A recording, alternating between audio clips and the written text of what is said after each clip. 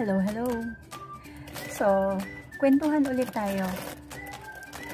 Alam niyo ba na ang gamit ng life insurance parang fire extinguisher? Fire extinguisher, bakit? Kasi bibilhin mo yung fire extinguisher. Pero syempre, ayaw mo namang masunugan ka, 'di ba? Pero if in case na magkaroon ng sunog, so, may magagamit ka. Ganon yung life insurance. So, not necessarily naman na puro life insurance. Kasi meron naman tayong mga life insurance na merong mga kasamang health insurance. So, rider ang tawag namin doon. So, let's say, kunyari, nagkaroon ng critical illness si insured. Yun yung sunog sa buhay niya. So, magsusunog talaga siya ng pera kasi critical illness eh. Magastos magkasakit. 'Di ba? So, if in case mangyari yun, meron siyang gagamitin na pera pampagamot niya. 'Di ba? Ang ganda ng life insurance at health insurance. Yung, if ever naman, yung mga iba, gusto nila life insurance lang talaga.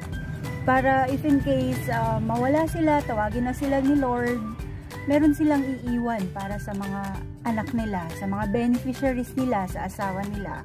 So, hindi sila mawawalan ng kinikita. Let's say, lalo na kung yung nawala is breadwinner. So, pag breadwinner kasi, hindi lang anak, asawa, or tatay yung nawala, or nanay yung nawala. 'Di ba? Pati yung kinikita niya mawawala. Kasi breadwinner nga siya. 'Di ba? So, ang ganda ng pagkakaroon ng life insurance kasi nga hindi ka magiging pabigat sa pamilya mo pag nawala ka. So, magastos mabuhay, pero magastos din pag may namamatay. Napansin nyo ba? Diba? So, mamaya ulit. Medyo busy kasi ako eh. Hindi pa ako nakakapag-ayos ng mga paninda ko. And hindi pa rin ako nakakapag-linis ng tindahan.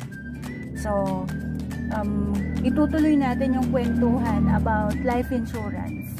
And lalo na ngayon kasi marami nang dumadaan ng mga sasakyan, medyo maingay na. Kaya, for sure, mamaya, babalik.